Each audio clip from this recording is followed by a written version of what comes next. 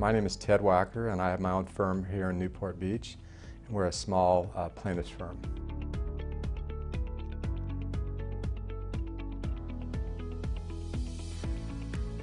Jenny Park was a 17-year-old young girl who was just finished her junior year of high school, and she was a part of the Korean church down in North San Diego. The church had an arrangement to do this Bible study camp with a camp called Camp Cedar Glen, which is in Julian. And one of the events they had at this camp was a 60-foot rock wall, sort of a wooden wall with different climbing obstacles. Normally what happens is you have the climber harnessed in with a carabiner and a belay device, and they're in a harness. And in most cases, the rope is held by a professional, or at least a certified belayer, somebody that's part of the camp that holds on to your child to make sure that they're safe. Instead of the certified belayer holding onto the rope, they handed the rope off to other kids that have never done it, and they just told them, you know, just hold the rope and you'll be fine. There were 4 kids, and they were just holding it with their bare hands. Well, 3 of the girls started letting the slack out of the rope to let her down, but the kid that was in the front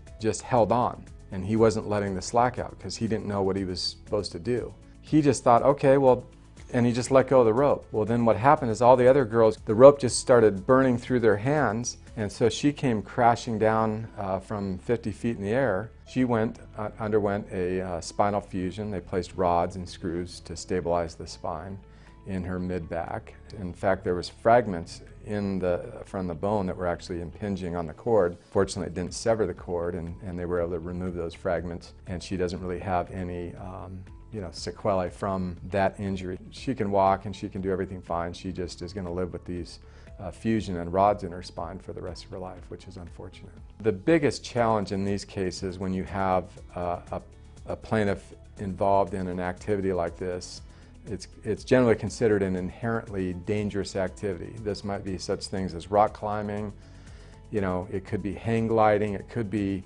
skiing, any type of sporting event that's inherently dangerous. The courts generally say that you assume the risk of whatever happens. But if you show that the defendant was engaged in reckless conduct or gross negligence, more than just ordinary average negligence, that's going to be barred. But if they were engaged in gross or reckless conduct, then you can pursue your case. And in our case, the judge saw, based upon all the depositions that we had taken, that in this case there likely was gross negligence or reckless conduct. They didn't have any automatic locking device. A lot of these camps, if you go to them, you'll see that the rope is actually carabined in what's called a gree-gree device, so that even if the belayer lets go of the rope, the gree-gree device automatically clamps down on the rope so that the climber doesn't fall. DK Global took all the depositions,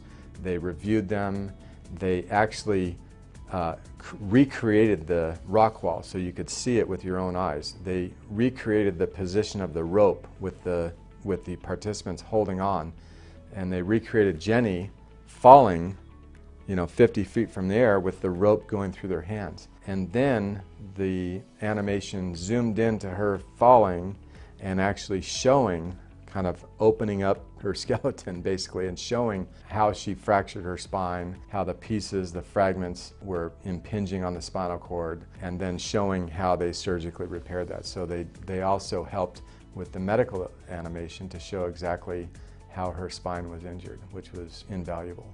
At the end of the day, we were able to I think achieve a pretty just result at $1.45 million for Jenny, and her medical expenses were reduced down to $20,000 or $30,000.